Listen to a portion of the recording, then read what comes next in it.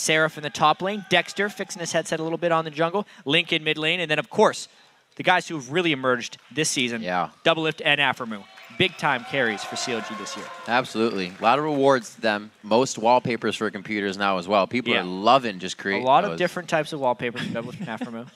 In today's featured matchup, we'll be heading to the south side of the Rift for Vasily versus Doublelift. Yeah, these guys are actually first and second in the entire LCS for kills. And Doublelift, this split, has he kind of evolved into a player who could not just win lane, but that can carry the team afterwards. He's not just the guy who has a rally pole in the bottom lane and goes back to it again and again. He's been making fantastic starts. Then you look at Vasily. He's a guy that actually started off fantastically and now kind of has to make that same transition. He doesn't need to have games where he's got 460 CS, 1 kill, 1 assist. He needs to have more fight involvement if he wants to keep pace with Doublelift, who's now leaving the lane to make plays. And it's easy to say that every AD carry kind of shows the same pool. They can pretty much bring the same thing to the table, but recently Doublelift's love for Twitch has kind of gotten everybody's heightened senses about we need to either ban that or take it away, because Vasily's been playing that from the start. Yeah, and Doublelift had a fantastical kill-death score when he played it in both of their games last week.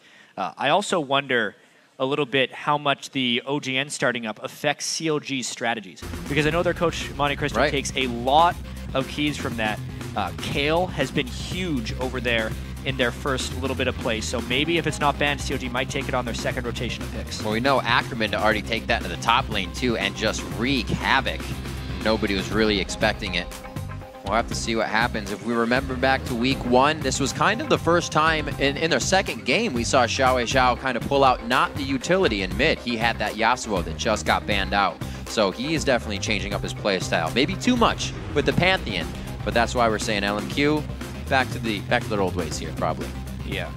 And it's maybe a little off topic, but I feel like CLG took a team trip to the hairdresser. It looks like Dexter and Doublelift both have new haircuts. There's got a suave comb over on Doublelift, I like it. Ready to go. Keep the hair out of his eyes. There was actually a time back in Season 3 where Doublelift couldn't see the screen, so he got glasses. And it improved his play drastically. It was not something you would expect from a world-class AD carry. Go think. Or go figure. Yeah. He didn't like Lucian before, now he plays it all the time. I guess not this game, it gets banned out. Lulu. Would not be too unsurprising if that ends up being first pick. There's a lot of power on the board still, though. Braum is definitely up. Doublelift isn't the type to actually play Corki, which is interesting because they banned the Twitch and Lucian, which have been his two mains throughout most of this split. You may even go back to something like a Caitlyn, or maybe break out the Vayne. That would probably be later if they end up going with. They have all the supports they want for it. It's kind of the first time we've really seen supports just fly right through. Right now, they get their choice of a lot of things. They could be picking up the Thresh. They could get their pick of the litter for jungle, since Elise and Lee Sin are out. That would probably be a Jarvan or an Evelynn, depending on what they want. They do have a lot of options here. We haven't seen the Nunu in a while. It was played the last time these two teams met. I don't know if we're going to see that today. The Kassadin has been left open. It's quite rare that we see that, but it's not rare that he'll be picked up after the fact. Yeah. Interesting how they went with Morg over all else. They're maybe trying to block the Braum a little bit with that Morgana pick. It is good against Braum early in lane and can also stop Braum from catching out single targets because the Black Shield does prevent the passive stun from Braum. It's also great knowing that Kassadin was on the board and that LMQ might pick it, only because we've seen Aphromu's Black Shields being completely on point when they gave up Kassadin against Dignitas a few weeks back. And junglers kind of going to the wayside here without being picked yet. Really rounding out what the lanes are going to be having. It's a very unique pick and ban phase, actually. Especially now with the Kassadin being picked, CLG knows they're going against a top lane Lulu, but it's kind of too late because they've already selected Seraph's top laner.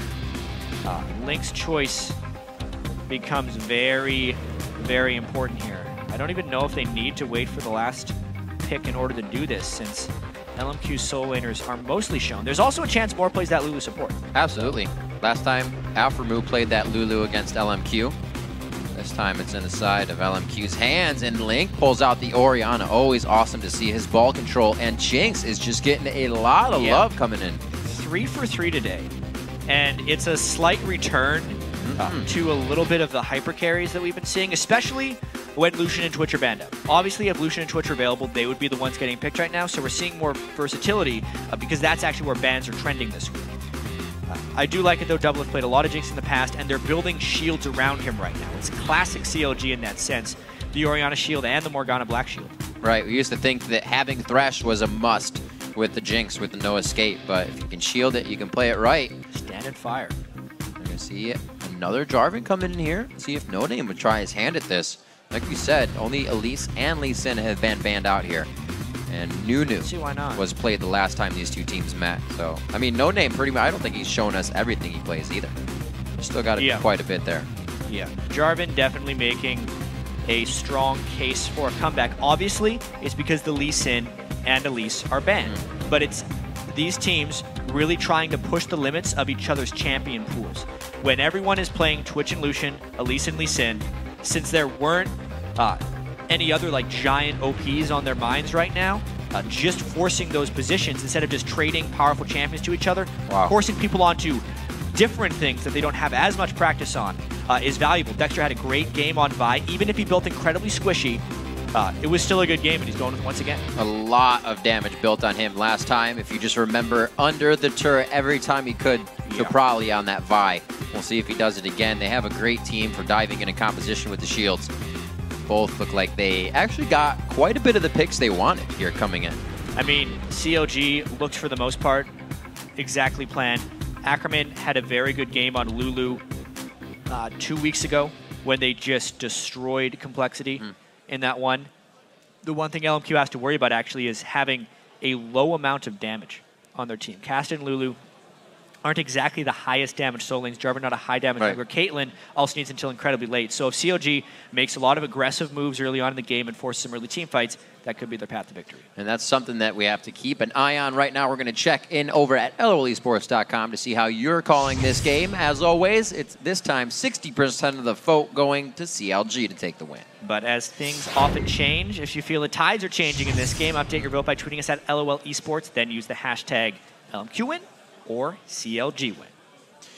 See if CLG can come out strong in the early part of this game. They said in some of their videos and the bumpers and the pre-reels that they want to go back to being the CLG that takes all the objectives, that can control the game from the get-go and not have to scatter to do that mid-game. And that's something they've definitely made huge strides towards during this summer split. Team that plays faster than all the other teams in North America and still has the person with the most kills. So they're playing very efficiently, both enforcing the right fights at the right time and ending the game in due fashion. And see if they can hold off the aggression of LMQ, a team that wants to go into each game with a pedal to the metal, and they won't even stop if the first time it does not work. We're on to the Rift, and the fans are ready to back up their favorite teams here. You see, the Cassidy and mid will remember that pick. Our featured matchup, Doublelift and Vasily. It'd be great to get a standard lane between those two. It'd be very dangerous for a Jinx, though. Yeah, also critical to note that the winner of this game goes into a tie with Dignitas for first place. So a constant battle for that. There's really this 5-team race for first emerging in this North American LCS. Such a competitive split. Dang. COD also has more fans. How about 21% more of the vote? Yeah. Oh, it's changing. Updated on the fly. Keep it coming in. Some very interesting level ones we've actually been seeing lately. Because most North American teams in prior weeks had been grouping as 5 and running in for deep wards almost immediately, and then using the knowledge of that quarter of the jungle to try and plan their level 1. And they'd often kind of steal one enemy buff, take one of their own buffs, and trade 2 for 2. Yet lately, I've been seeing more of these defensive formations, especially when I was watching the OGN games, where the teams will place as many wards as possible during the defensive line strategy, and then group around 1 minute and 40 seconds for a late invade.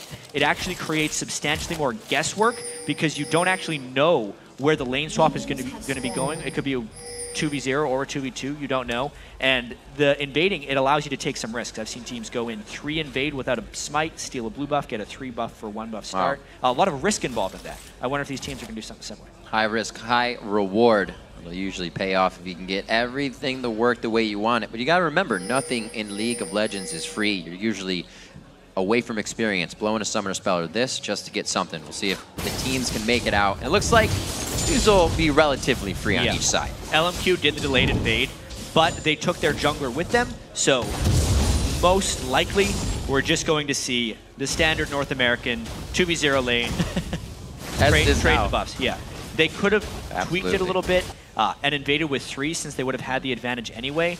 Not brought their smite, had No Name solo his own blue buff, and gotten a 3-for-0 buff start. That actually would have worked 100% in this scenario. Keep an eye as well. Our featured matchup, like we said, is the ADs, but on Dexter and No Name, how much this affects them as a jungler. Right now, again, we see the early back and forth of the jungling and dragon aggression. But does this hurt No Name or Dexter is more? Like having to share farm in the jungle, not being in the lanes as much. Look at that. Or's really in sync right now. Oh, rhythm. Look at the rhythm. Not getting hit by this dragon whatsoever. No Name took damage. Start over. Let it heal. Yeah, they get a good instead of a great. At the end there. Look at that. Sloppy. Dragon at 2s and 1s, and he still has enough HP to get back into the jungle and continue soaking up experience. The exact timer for CLG, though. So they will know when to contest that. It doesn't actually have too big of an impact as of yet because no one's able to shop to take advantage of that gold. Dragon doesn't give global experience anymore. So it's very much just what LMQ does because they have their AD carry support bottom lane. That move will become more valuable next patch, actually, when the early game Dragon Gold increases. But not today. That's true. You see a lot of teams are able to kind of fluff that off right now. Once it matters more, there'll be way more movement. Maybe not as many 2vs nuns either. Up top, it looks like CLG is going to start claiming the other side of what they're making their jungle right now. And you can see playing very safely as they come away from that back into their own side. 5.4 to 4.9, so just that early Dragon Gold is really what's given everybody something to win a lane with. No CS, though. Yeah, there's a few things we need to be able to track when we see these 2v0s happening. It's obviously mid laners, because it used to be when you'd have lane swaps, mid laners would get these isolated matchups. Right. You're actually much more likely to get ganked now because of the increased roaming capabilities, and mid laners have to play much more passive. So Xiao is playing incredibly aggressive pre-6 on Caston right now and getting away with it. The other thing I want to track is the gold of the junglers at this point, because especially listening to Cloud9 talk last week, when Meteos was taking all of the jungle farm while they were two-manning the jungle, because the first jungler to their big jungle item, whether it be Spirit of the Ancient Golem or the Elder Lizard, is really big as far as power spikes go. Ackerman's still level 1. Oh, Dexter could Q over the wall. He's going to have to flash it as he sees the hook just come out of the brush. Moore took an early step there. Very good aggression. They've blown the flash onto Dexter, which will leave a little bit of pressure in some lanes, but this allows LMQ to really wreak havoc on the jungle now. Yeah, so that should delay Dexter's gold a little bit. He's pretty much dead even with No Name in gold right now, but he was sent back to base.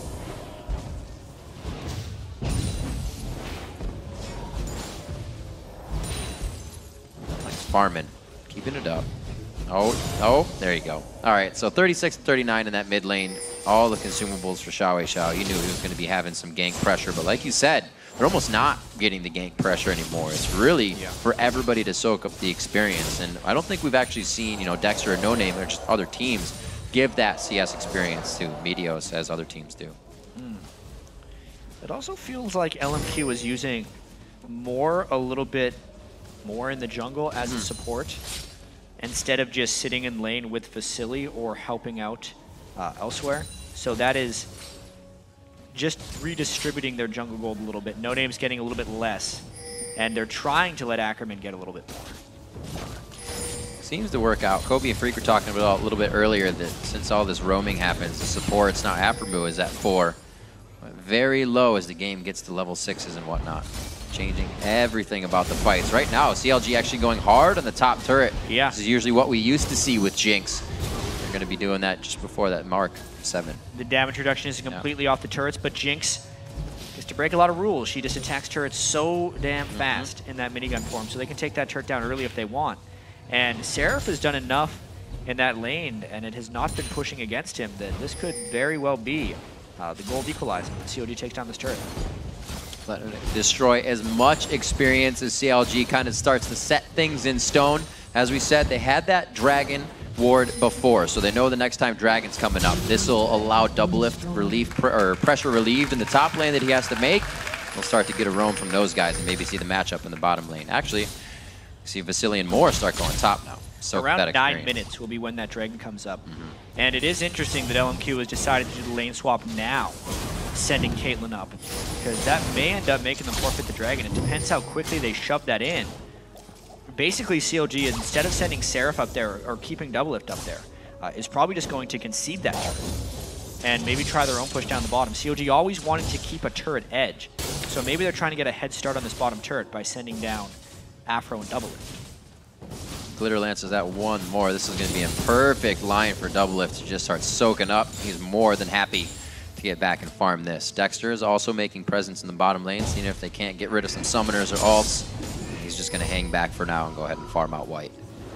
So no name, knows Dragon's coming up. Everybody seems to be setting up for this. 1 minute left onto that as Seraph returns to the top lane for himself. Got to remember, last time Seraph was on Jax, and he had 2 kills that game, but they still weren't able to pull it about. His play has definitely seemed to be a little more solid as we see Vasily just kind of clocking him out of lane there, trying to soak up 7-4. He's playing a dangerous game. Yeah, poor top laners in this game. With such an extended 2v0, they have not been able to get farm up until this point, and Caitlyn is one of the best at harassing while you're under the turret without taking turret harass.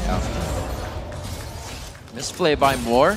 Kind of a tell here on the aggression. You see No Name waltzing in as well. Very slow gank. No boots on No Name. Just trying to get in for this first bit of pressure and relieve what CLG has now rotated to the bottom lane. Yeah, and honestly, the exacting timers don't seem too great on Dragon. Oh, Dexter from the backside. Doesn't have his ulti. Level 5's only Doublelift level 6, but you can see they completely out-level any 3 they were just looking at.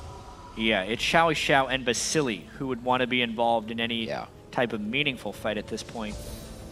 Doublelift being 6 could be a great closer if they got something, but they actually sent Dexter back for wards, and with Vasily making it down bottom, and Seraph still not being level 6, he needs to be very close to level 6 here. Judging by the minimap, he actually did just hit level 6. This Dragon could be a massive engagement. Teams are really actually geared up for taking this right now. CLG doesn't have the vision control, so they might not actually be able to contest just due to safety. Oh, LMQ. Get it. Walking forward to the bottom lane and really not grabbing any definitive aggression, but just map control in this. Very good play by them. Even with, we saw Vasily in the top lane just a few seconds ago. They timed that perfectly, have him bound down bottom. Yeah. 12.6 to 3.8. A little aggro with Vasily looking dangerous here. Great grab onto Doublelift to thwart the DPS continuing onto Vasily. Good harass by CLG, but still no kill. I'm very surprised that CLG didn't prepare better for that Dragon. Yeah. They are normally a team that thinks so far into the future as far as game plans are concerned. And they put down the level 2 ward, or sorry, the 2-minute ward at the Dragon to get the exact timer on it. Yet they did not prepare vision beforehand. They had Dexter go back to base, and he was actually at rates when he needed to be prepping for that vision control. Just not good planning there by CLG and letting LMQ have that early Dragon. They definitely had everything in position. Doublelift came down well before. Dexter not really in the right spot. See if he can do it this time. So badly. They know Moore is really weak. They just want to kill him. Continue to snowball this lane for Doublelift. Assault battery into Fall Breaker, and it goes over to Afro move. That's still not the best, but they get that kill. Yeah, very smart target selection there. Quite honestly, knowing Moore was level 4 and that Dexter, with his level 6 gank, burning everything would be a guaranteed kill, but more importantly, getting their objective back. They'd given up the Dragon, so therefore, Dexter needed to make up for it with a nice gank bottom. Now where does CLG apply the pressure? And where are they going to lay it on this time? Doublelift will get back here. We see him picking up a few things under his belt, and finally finishing the Bloodthirster actually, so he is quite an item up on Vasily as he farms up this frozen lane in the bot side. Xiao 100 to 105. Link, no one to mess with in that CS in the mid lane. Those two will stay quite close all game. Yeah, Link, quite the farmer. He actually has been putting up very low score lines recently, and Groot flash. Oh, he blows the flash and then Cataclysm. Link actually places the ball perfectly to distort No Name away from himself. That's very hard to do. And Xiao went rather far in that one. It was a 1 for 0, and he really wanted to make sure he got one kill back. But he ends up giving 2 to Dexter, and a Vi who was ahead is almost 3 times better than the Vi who was behind. It is just so important for her to have that lead. The 2 kills on a Dexter is scary. And there's the pressure right from Chronologic Gaming to the mid lane now as LMQ tried to make a move. CLG bites back immediately. Yeah, and as you said, Riv, check out the shockwave from Link, because obviously he flashes the EQ. And like you would expect from Jarvan, he ults immediately after the flash. The damage didn't necessarily land, but then this is the biggest thing. He ults him as the Vault Breaker hit punched. Dexter. Wow. Yeah, so it was just a huge burst of damage while the turret was hitting. And then Xiao decides to go out instead of in to try and guarantee the kill on Caston because they were already committed. That's the way LMQ plays. It just gives a lot of power back to CLG. Just super save from Dexter. That would have put No Name right in range for that last auto attack, actually. Still playing a little bit of vision game here. The ward battle to win the all-out war. And it looks like it's going to be 1-for-1 in this ward battle. Yeah, CLG, especially with Doublelift farming up for the late game, are probably feeling very comfortable right now. They know how little damage LMQ's generally doing with their team comp. Caston needs a lot of levels actually now before she starts really blowing people up. Ackerman's going to need a lot of ability power before he can become effective, and Vasily as well needs to hit about 4 big 80 carry items before he can take down Seraph in the front line, or even Dexter, as Dexter's doing the damage build on Vi. You can see CLG is ready to continue making moves as well, getting ready to place pink wards, even Doublelift grabbing those up. We've seen more 80 carries start to participate and winning the map as well as winning their lane recently. Yeah, and even looking at the map, you can see how LMQ, they're not shy on pink wards, but they're not aggressive with them. That's true. All of their pink wards are placed defensively across the line right there, and CLG is just walking and getting rid of LMQ's control. 400 easy gold just for looking past your nose. CLG is going to kind of hover in that area too. They feel like this is an area where they can easily protect without pushing themselves out of a comfort zone. 1:30 on to Dragon. It looks like they're going to get here early this time, kind of set up shop. Yeah, so this is the Dragon where CLG fights. Or they just catch LMQ beforehand, because Dragon fights actually start well before the actual Dragon spawn. Nice little trade there. Good call by Dexter. He was still waiting for that Q to come back up. Didn't want anything crazy. We do see No Name, though, to make mention of the Jarvan build. We saw the Golem last game. He throws himself onto that Lizard first for the early damage. Yeah, still putting more points into his E than his W, though. Obviously, every Jarvan maxes Q first, but I've seen a lot of them max W second. No Name going with a more aggressive tone in this game, as LMQ likes to do. Yeah. Probably relying on the Lulu shields, hopefully in a fight. Like we said, still waiting for Xiao, that man on your screen, to pick himself up in levels. Still has a chance to be chasing down Doublelift, creating plays for the team. You can already see more in the rest of the team. Now they're starting to feel a bit more comfortable about their pressure, and they're starting ward up. Well, level 11 is rather important for the Caston. Big cooldown reductions onto his Riftwalk every time he gets a new rank in that ultimate. And LMQ is maintaining pretty strong control. Getting those early wards down towards the Dragon area are quite important. CLG is a little hesitant to actually go in there for vision right now. We'll see if they can use Dexter. He's been having a bit of a shaky game back and forth for Chronologic Gaming, but these Vi games have really seemed to put him on an upward momentum shift in his gameplay. Waiting out, perfectly hits the Q, max damage. Not like it's the most difficult thing to do, but it looked good. 16-minute Dragon going down over for Chronologic Gaming, and they do start to cycle back some priorities in the game. Yeah, CLG is in control right now. Seraph has kept his farm up in the split lane, completed the Sunfire Cape. They got the Dragon timer down right and showed up, and now they could get a team fight. Very close. Flash will do. Thank you very much, says CLG, as they now have pressure on the mid lane turret with Doublelift here. We haven't seen the Jinx play very much, but you got to remember, these turrets fall very fast, even though you don't have a champion on that Triforce. CLG makes the way safely. Remember, they just got that Dragon, and they've split the gold by 2,000 now. Almost 3,000, actually. And I mean, we did hear them talking in the pregame about how a lot of teams are giving LMQ a lot of respect because they're a new team. But once they start seeing them lose, they can play some more aggressive moves. And CLG is daring them into a lot of stuff here. Very back and forth. Aphromoo trying to do what he can before he goes down It's a 1-for-1 so far, the Retribution kill. Just about 30 seconds on the clock, so not much can be had after these fights.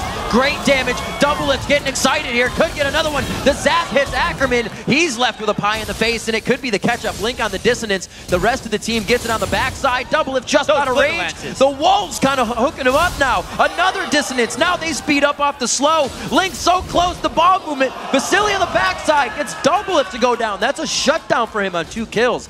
And somehow, Ackerman gets out alive. That was a fight that was so right for CLG, and then ended up actually going wrong. So, as it started, obviously Aphromoo does get cut out without a black shield, which creates everything. With him in there, it created a fantastic wombo of damage for CLG, which is why LMQ got so low in the first place. But then the target prioritization, and honestly, Ackerman's glitter lances as well as Vasily's positioning carry this back. If CLG stops here, it's a great fight. Man. As they die, Ackerman gets 1 glitter lance down, and then somehow in the back, we saw the Ackerman trade. Watch Vasily finish off Doublelift, because the glitter lance tagged him, and then Doublelift was too low and Vasily chased him down. So the split fight and the over chase by CLG ends up equalizing that fight and making it not a loss for LMQ. Amazing coordination and ability to reassess a fight and really come out with almost, when you're given nothing, coming out with something. 6-4 at 18 minutes. It's still 3,000 gold in the favor of CLG, but we can see how back and forth these fights can go despite that gold lead. I mean, that's the danger of CLG. Even with the Doublelift resets, not being able to close down on some targets was a little frightening. Xiao getting real big now. Yeah. Oh, everything that they have with Wild Growth. Shields. Xiao's shield that comes off as well, deterring a bit of DPS in the early part of a fight. He's 2-2-0, now 161, falling behind actually 20 CS. Not very normal for him, but still that Rod of Ages is getting charged up, so it's not like he's really losing out on anything. Looks like he's going Zhonya's next as well. So Xiao is going to want to be pulling off a lot of very aggressive moves here. Still the Trinity Force build on Dexter. You know, it's a lot of upfront damage, but it is very weak tank-wise. He's going to be able to have to duel Vasily, and if he reaches a point in the game where Vasily starts beating up on Dexter, all the damage he's sunk into his Vi build could be very dangerous. This is really what CLG has started to become with this Vi in the jungle, is a shock and awe team. If he can't get in and out quick enough for somebody to die, then they're not far enough ahead to use it. We'll see if it happens right here. In and out quick enough to get someone to die. Whoa! The Lantern on the other side. Vasily. Oh, Aphromoo going down here. Oh, very good save by Dexter as he squeezes himself in. Link was there to be a bro as well. And it looks like CLG is still thinking about putting pressure on the turret with one lowly caster minion. Yeah, CLG threw the kitchen sink at LMQ right there and still didn't come away with a kill. So Vasily somehow makes it out, thanks to some sneaky moves by Moore. Whether he's on the Blanc, Nidalee, or on Cassidy, Xiao always has one person up. One more time on this. Yeah, I mean, they tried to combo him down before he clicked the Lantern, but... Oh, man. Moore actually threw the Lantern a little bit ahead of where Vasily was, but the Shockwave moved him back to make the click easier, and he just got womboed back and forth into safety. I don't think he's going to leave. Nope, tricked ya. Xiao still worrisome. Staying. Well, at least they pulled this over, but now you have to consider how many resources are being used. Not many, just Dexter. CLG's setting up to guard everything, so just getting him out of the way. And CLG's pick is on cooldown after they tried that on a Vasily, which means Xiao can do whatever he wants. Sure, Dexter came for him, but he knew he didn't have an ultimate, no closing potential. He just happily rift walks away. Makes it easy for himself, a Houdini of escaping. Easy to do on Casted. 4-2 in turrets is CLG, as they've been saying they want to focus on, getting more of the map control in their favor, getting those objectives down. It seems like they're going around the horn pretty good on that so far. LMQ clearing out their jungle. We see No Name backing here and a bit of the gold. Oh, that's been back and forth. I mean, the early game did seem to go in LMQ's style because they were having the proper dragon control. But honestly, Dexter got pretty strong off that mid lane gank, and he's been doing a lot of control since then. As well, the teamfight presence of the Shyvana right now from Seraph is rather impressive. Knowing Dexter's level 11 coming into this next dragon fight is very critical. If CLG can get another nice combo of Shockwave plus Shyvana, I do not think LMQ is going to be as lucky as they were last time in escaping. Let's see if CLG can get control first. LMQ play style to go head strong into these fights and not really worry about too much. Good dissonance damage to start it off. Huge poke. Give the LMQ more of a little those thought. Link can land, the easier this Dragon becomes, especially because LMQ is going to have to funnel towards CLG. That catch, though! Oh no, double lift getting caught. The Cataclysm almost zeroes him out, but they don't have enough focus now. He's almost being hidden by Dragon and the rest of his team. Now he's healing up off a Dragon. Almost actually heals the full Xiao Xiao damage. Dexter takes a ride over the wall, goes for the long haul, taking down Xiao Xiao. A great shot coming over. Ackerman hits the glitter lance. Afromu, this looks like a sore situation. He goes down. Dragon's getting pissed right now, and he almost gets a kill. Oh, Link, he's able to come up big with his shield and an auto attack from Clockwork Windup. Ackerman now coming off on the other side, almost getting a glitter lance down that could zero out both Dexter and Link, but they spread it out, and they're going to be back in. And Riv, we thought the Dig TSM game was going to be the bloodbath. This is the bloodbath Give me we're going to that have again. today. Right at the start when Doublelift gets hooked in, because of the Black Shield, they couldn't get the CC on him. And then it's all about LMQ trying to dive, but they do not have that much damage. So Doublelift can hold them off for a while. Eventually the damage arrives. Xiao Xiao gets tracked by Vi. That's one of the big reasons Dexter picked Vi. He's used that ult on him multiple times. But then again, we've seen the story before. The cleanup crew, Vasily and Ackerman, they're the ones that are unaffected by the rest of the fight, and they are cleaning up. Then at the very end, Vasily tries to make a monster play. Wow. As he often does in solo queue to get him in trouble. That's seeing a little bit of the Gets him in Vasily we know right there. Bringing that out of the woodwork. 10-7, the bloodbath ensues, and we're back to the Dragon already. Everybody's up, everybody's in position. Shockwave up, Morgald and Vialt are down though. So CLG a little bit weak, at least for the next 20 or so seconds. Perfect on hitting Seraph with that. Still get a little back. Dexter gets grabbed this time. That's the big initiation they had for the last fight. A perfect wild growth on the team of CLG. And it looks like CLG's backing off slowly, trying to reassess the fight. All the shots are coming from LMQ though. Doublelift now knows he can answer back. There's two members in front. Vasily is still going in a 3v1 situation, but Doublelift comes out on top with a double kill. Doublelift is getting real fed right now. That was a great fight for CLG, but these teams are not backing down from either one of us. Whoa, whoa. Alframu going deep. Yep. Oh, he hits it. Wait, the caster minion. Oh my gosh, that just happened. Despite the chaos as well, that is 100% kill participation for Aframu 24 minutes into this game. He has been involved in everything, but we have to see this fight again. So Shockwave had just came up. It was so critical that Link landed one right here. And where's the Shockwave ball? It comes in a little bit late, but where was it? Did he already throw it? I've already lost this fight. Anyway, Doublelift cleaned up very well with his AoE rockets as the low damage of LMQ funneled in to him later, and that time Ackerman and Vasily could not play cleanup crew because they did not have enough upfront damage onto them. What an end to a coast-to-coast fight. Everybody trying to regroup now, take a breath, figure out what's going on. LMQ is definitely knowing that they're on the ropes here, even after trying to come out very strong in a fight like that. 15-9 as the kills continue to surmount, and 44,000, 44, almost 45 to 38,000. So the gold lead is only growing for CLG. This is something we haven't seen LMQ fall into. Usually they'll bring it back. Yep. CLG's grown this gold lead the whole time. Yeah, I mean, the first time these teams fought, it was actually fairly similar, with CLG daring LMQ to come fight them. The first game, CLG was doing that at the Baron Pit around 18 minutes. That is a far more dangerous game to be playing. At the Dragon is not doing enough damage to give LMQ an edge in the fight, and CLG is punishing them adequately for that. Xiao Xiao. Zanya used up there, we heard on the screen. Won't have that for next fight, most likely. We'll have to see Ackerman trying to create pressure in the top lane, but CLG walks into a trap. Doublelift is poised in this game to have a huge amount of success, especially looking at Aframu's build. Locket of the Iron Solari and the Mikhail's Crucible already. So not only do they have a Black Shield to prevent CC, if any CC does land on a Doublelift, it gets Mikhail straight away.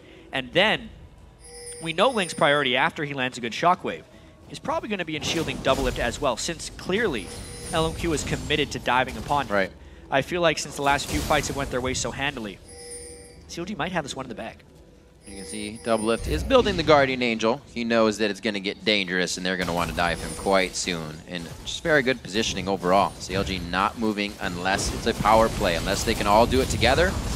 Very nice Shockwave. That's just so much HP they cannot deal with Yeah. having off of their bars. It's going to be more, and he actually hits the dark binding. The alley-oop to lock up more. He's forced to flash, but he takes the death rocket to the back of the head. Dexter coming in with the rest of the team. And now LMQ is still pushed off of this turret. COG doesn't have the Baron buff for the regen, but boy, they are looking for fights. Aframu bringing dark bindings with hands that reach out and grab you in this game. He's hitting everything. And it looks like they're going to be able to get the inhibitor turret with the pressure of having those dark bindings available. Very, very close to taking it down, but they will be back soon, if not to pressure down a Baron fight and beat out LMQ. Yeah, the gold lead grows. They're backing with their pink ward for as much safety as they can. And it's going from bad to worse for LMQ right here. You could see just fearless initiation there by COG, freely throwing out cooldowns because they're very sure of themselves and that LMQ can't call them on their aggression right now. So yeah, COG just went back to base and bought up, got a lot of pink wards, made sure they got their sweepers, and yeah, Baron's the next move. Dexter really bringing back the vibe for the zero-out initiation. Always guaranteeing you kind of get one person. When you're that far ahead, you guarantee the rest of that push down the mid lane. And LMQ has been kind of searching for answers here, almost in a stranglehold on Counter Logic Gaming's aggression from the get-go. 28 minutes on the game. And you can see CLG bringing out the sweepers now. 3 on the side. And they're going to get Baron ready to go. Yep, pink ward control. Seraph with this teleport up, being the body in the bottom lane that they need. And Dexter would be very free to go in for an initiation as long as they have double lift available. On the LMQ side, they're hoping that the death cap being built on Ackerman. Whoops. No, he did get hit by the binding as the Rift Walk was casting, so he was a little afraid of something. So he has that down once more. CLG not putting on too much pressure. He can wait for that to come up once more. Ackerman doing what he can across the map, so they have to watch out for that window of teleport to come in as well. CLG's eyes are not just in front of them right now. Doublelift playing a little do-si-do back and forth to dodge out the death sentence, and they are so close to getting the turret.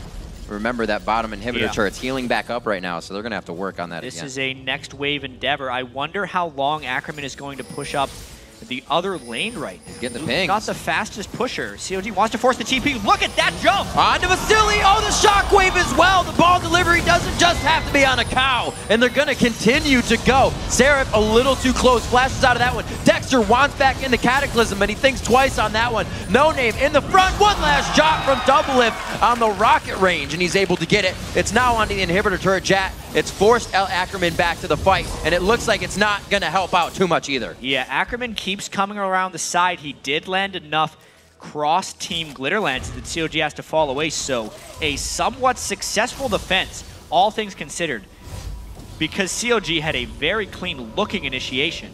It was just pretty well dodged out by LMQ. Ackerman almost losing his life to come back and play defense, but it works out.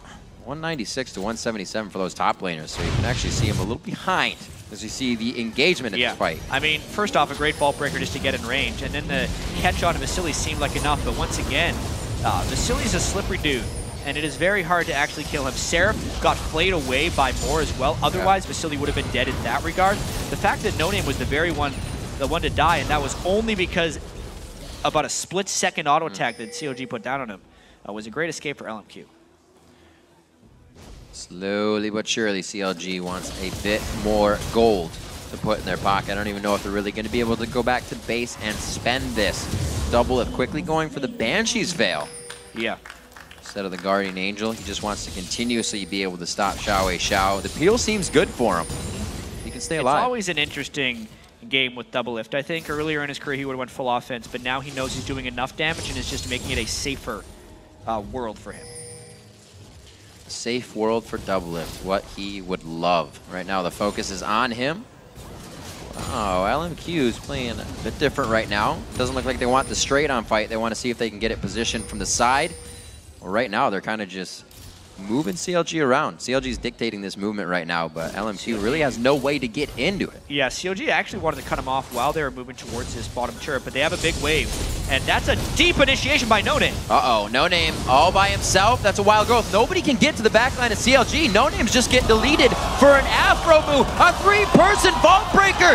Wow, coming in huge, shocking off from Counter Logic Gaming, as it's been told. from the get-go. Xiao Wei Xiao is going to be forced onto the fountain. Double lift, another double kill in the game. 10, 2, and 8. Yeah, looks like that'll do it. That was a big move by LMQ, but CLG, they womboed right there. They waited it out. They killed the Jarvan frontline knowing no damage was reaching past them, and they just went for it in LMQ. These Nexus turrets falling fast. CLG coming out very strong once again. It looks like Xiao Wei Xiao doing what he can. Double lift has his eyes on the prize right now in the jacked up Jinx. The speedy attack machine gun is going to have enough shots.